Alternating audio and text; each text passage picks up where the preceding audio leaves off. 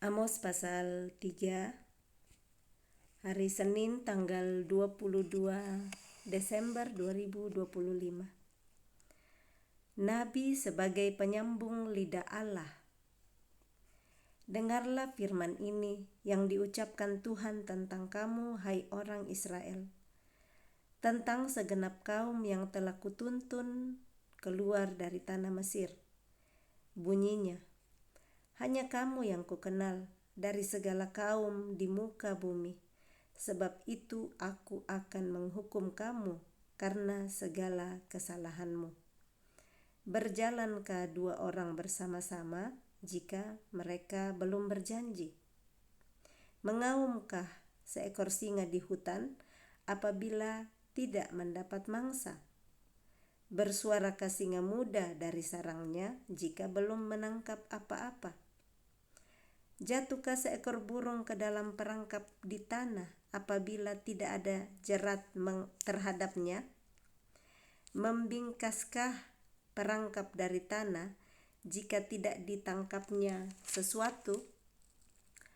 Adakah sangkakala ditiup di suatu kota dan orang-orang tidak gemetar? Adakah terjadi malapetaka di suatu kota dan Tuhan tidak melakukannya? Sungguh, Tuhan Allah tidak berbuat sesuatu tanpa menyatakan keputusannya kepada hamba-hambanya para nabi. Singa telah mengaum, siapakah yang tidak takut? Tuhan Allah telah berfirman, siapakah yang tidak bernubuat? Perikop pertama dari Amos pasal 3 ini adalah Nabi sebagai penyambung lidah Allah. Jadi di zaman perjanjian lama Tuhan memilih para nabinya untuk menyampaikan pesan-pesannya kepada umat pada saat itu. Nah, kita bisa baca di pembacaan-pembacaan sebelumnya, di kitab sebelumnya ada juga nabi-nabi palsu. Ada nabi yang merasa orang-orang yang merasa sebagai nabi tetapi bukan Tuhan yang suruh. Jadi yang menjadi nabi yang betul-betul dipilih oleh Tuhan adalah orang yang dipilih Tuhan menjadi penyambung lidahnya. Nah, kita lihat di kitab Amos ini, Amos pun bukan orang-orang pemimpin di gereja ya, bukan pemimpin di bait suci, dia hanya salah seorang peternak domba dari Tekoa, tetapi Tuhan pilih dia. Nah, Tuhan pilih orang yang dia mau untuk menjadi perpanjangan lidahnya, untuk menjadi penyambung lidah Tuhan. Nah, kita sudah lihat sebelumnya ada juga Yoel, ada Hosea, ada Yesaya, ada Yehezkiel. Nah, nabi-nabi yang Tuhan pilih sebelumnya itu adalah untuk menyambungkan perkataan Tuhan kepada umatnya, karena Tuhan tidak langsung berbicara kepada mereka. Nah, dulu pun sebelumnya kita lihat bagaimana Tuhan berbicara kepada Musa lagi yang lanjutkan kepada umat Israel. Nah, di sini dikatakan bahwa ayat pertama, dengarlah firman ini yang diucapkan Tuhan tentang kamu, hai Israel. Jadi firman Tuhan ini diucapkan tentang Israel, dan ada satu kalimat di sini tentang segenap kaum yang telah kutuntun keluar dari tanah Mesir. Jadi Tuhan berulang-ulang menyampaikan bahwa yang menuntun dia keluar dari tanah Mesir itu adalah Tuhan sendiri yang menuntun mereka. Kita bisa ingat pembacaan di Amos 2 ayat 10, Tuhan juga tulis di situ, sampaikan melalui Nabi Amos bahwa padahal akulah yang menuntun kamu keluar dari tanah Mesir. Bahkan di situ dituliskan, dan memimpin kamu 40 tahun lamanya di padang gurun. Nah, Tuhan mau menyampaikan untuk mengingatkan bangsa Israel, akulah yang telah menuntun kamu keluar dari tanah Mesir, akulah yang telah memimpin kamu 40 tahun lamanya di padang gurun. Tetapi yang terjadi sesudah itu, bangsa Israel, umat Israel ini malah berbalik dari Tuhan, membelakangi Tuhan. Malah mereka menyembah kepada berhala-berhala yang lain, menyembah kepada Baal. Nah, ini firman yang datang kepada kita hari ini untuk mengajarkan kepada kita bahwa yang menuntun perjalanan hidup kita sampai hari ini, di usia berapapun kita ada hari ini, Tuhanlah yang telah menuntun kita. Sepertinya kita nggak pernah ada di Mesir, di padang gurun, tetapi kita pernah ada di Mesir kita masing-masing, ada di tempat-tempat di mana kita diperbudak sebelumnya.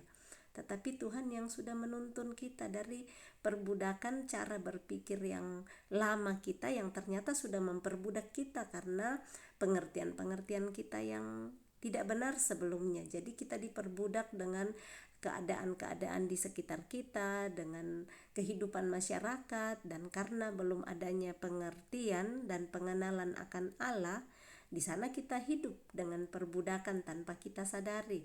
Nah, tapi Tuhanlah yang telah menuntun kita sehingga dari hari ke hari kita semakin mengenal kebenarannya, mengetahui kebenarannya. Dan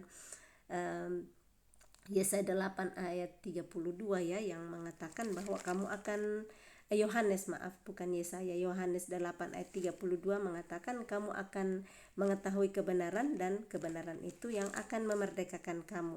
Jadi saat dari hari ke hari kita terus membaca firman Tuhan, kita semakin dibukakan pengertian-pengertian yang sebenarnya tentang kehendak Tuhan. Kebenaran itu yang memerdekakan kita dari perbudakan. Jadi kalau dulu bangsa Israel diperbudak di Mesir, Tuhan datang menolong mereka keluar dari tanah Mesir, dari perbudakan. Tuhan menolong kita juga dari perbudakan hidup kita masing-masing.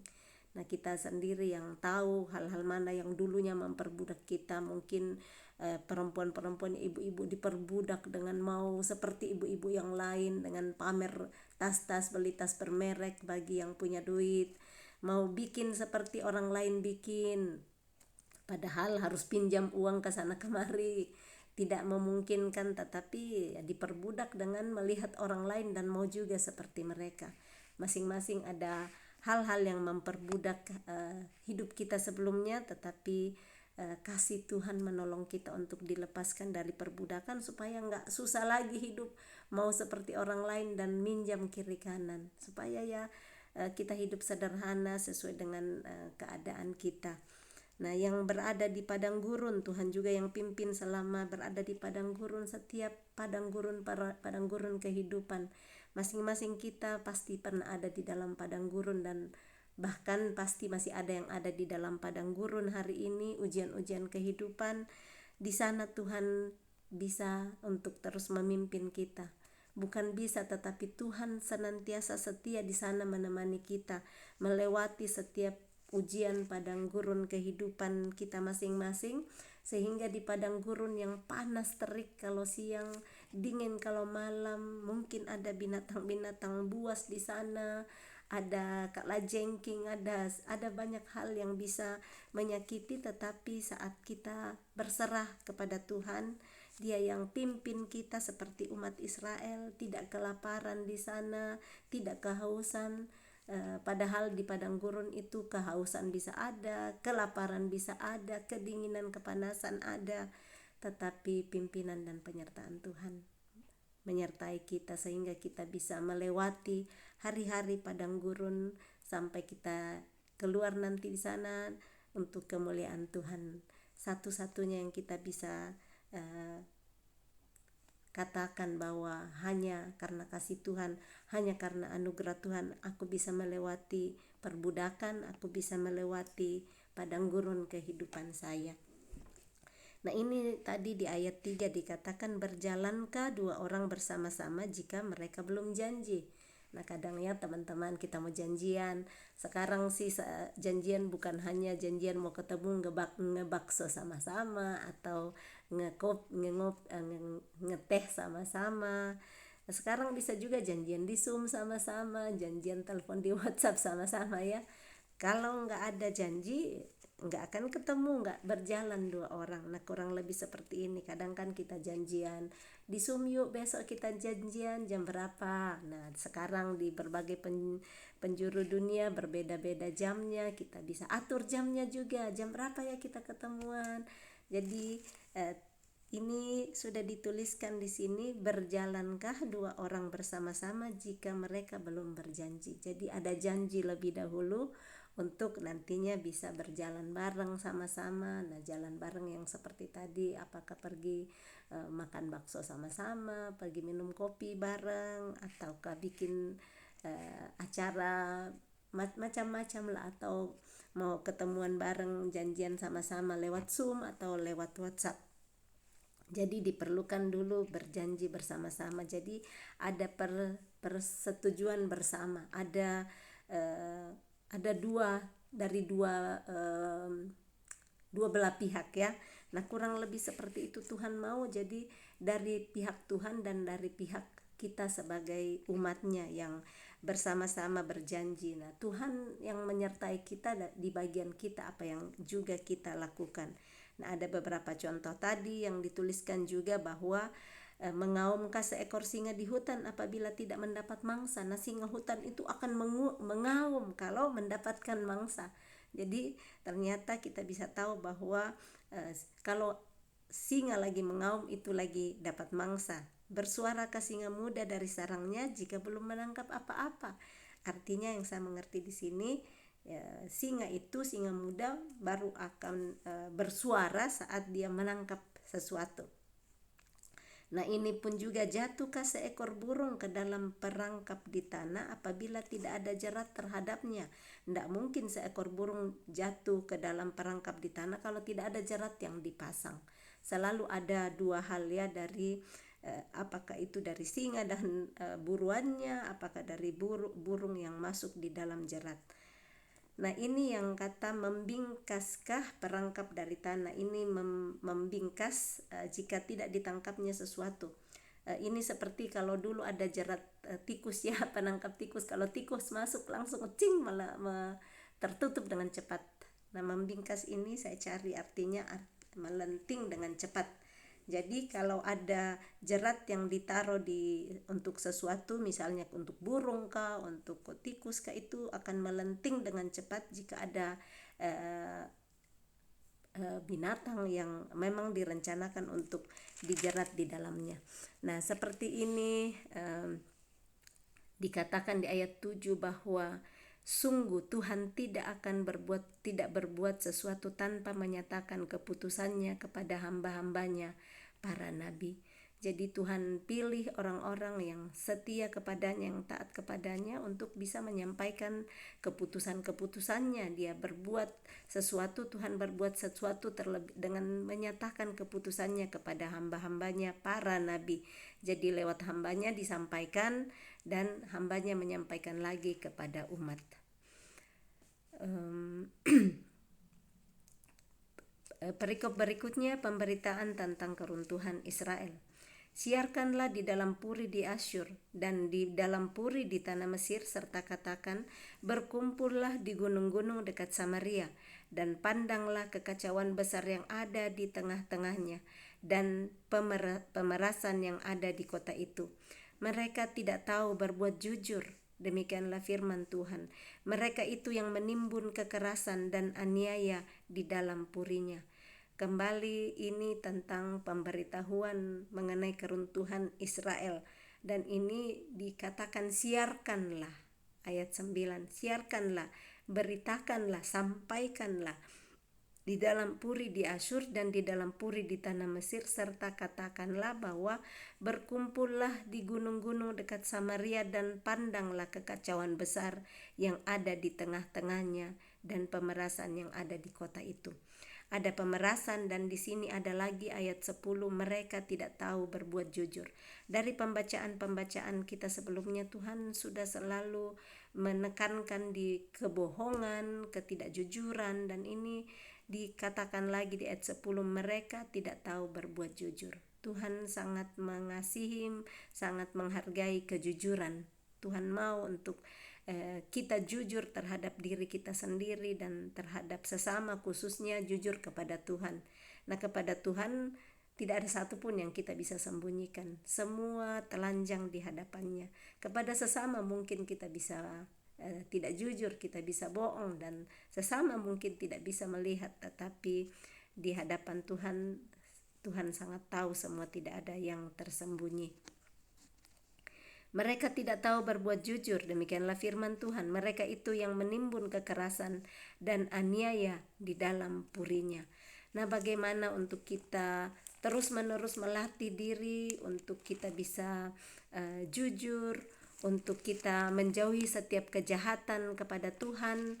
Nah, Amsal pasal 16 ayat 5 sudah menuliskan tentang itu. Mari kita lihat Amsal 16 pasal ayat yang ke-5 bagian B.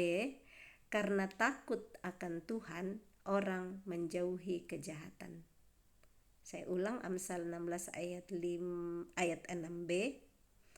Maaf, bukan 5 ya. Amsal 16 ayat 6b. Karena takut akan Tuhan, orang menjauhi kejahatan.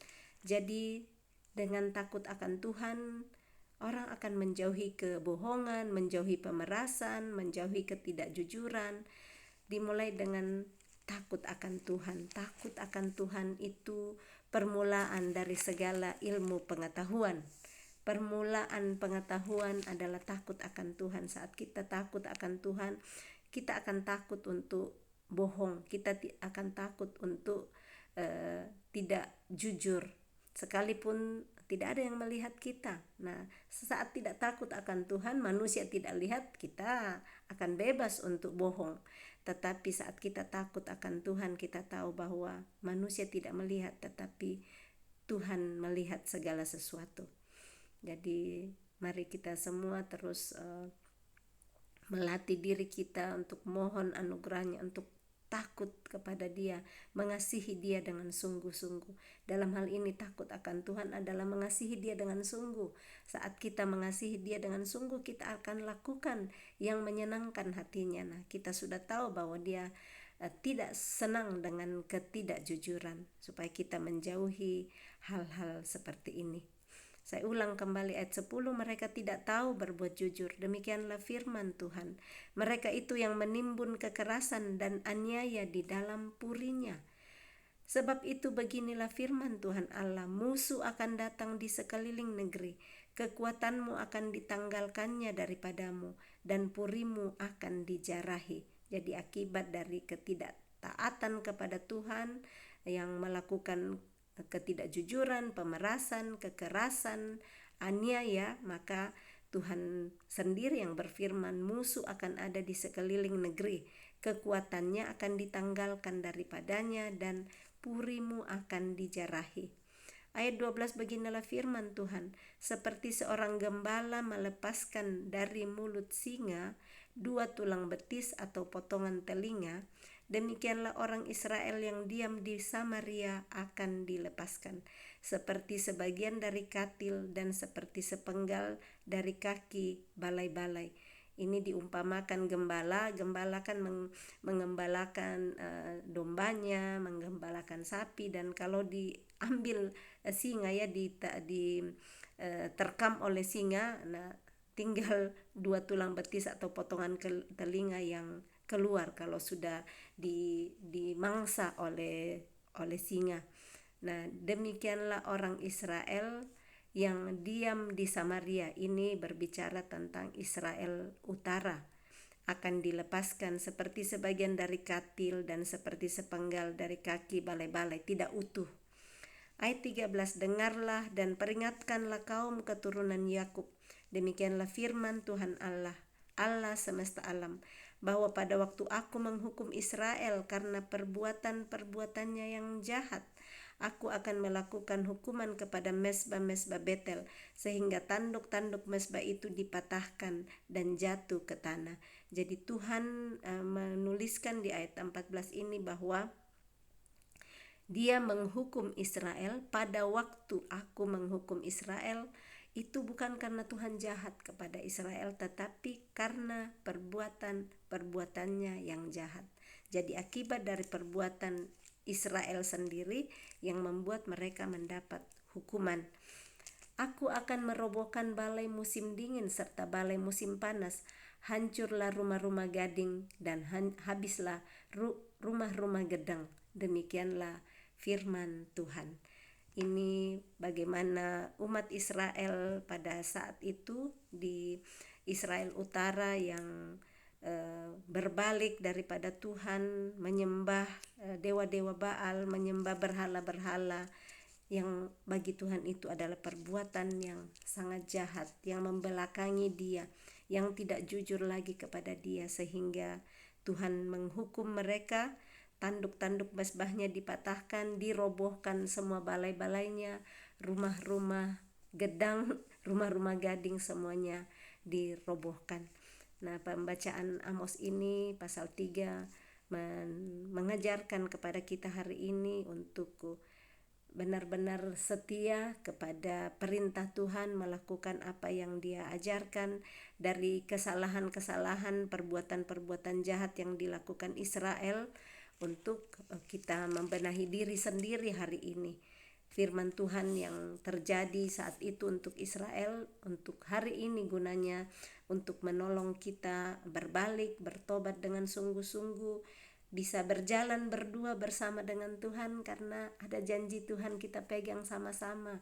Kita dekat kepada Tuhan dari hari ke hari, mencari wajahnya dengan sungguh-sungguh, memohon kepada Dia belas kasihan dan anugerahnya, dan di bagian kita melakukan perintahnya. Dia memberikan anugerahnya, memampukan kita untuk menghidupi perintahnya.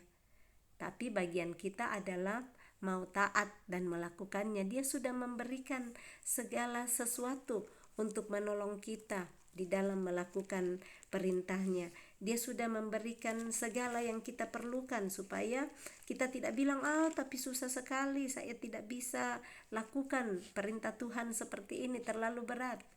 Nah, saya ingat di 2 Petrus 1 ayat 3 sudah dituliskan bahwa karena kuasa ilahinya telah menganugerahkan kepada kita segala sesuatu yang berguna untuk hidup yang saleh.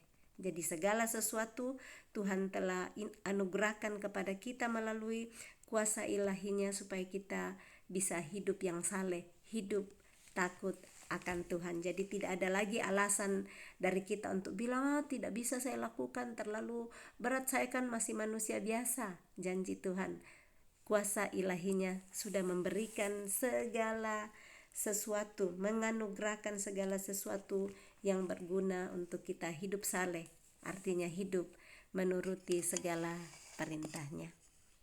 Selamat memulai minggu yang baru. Tuhan Yesus memberkati. Salam kasih. Shalom.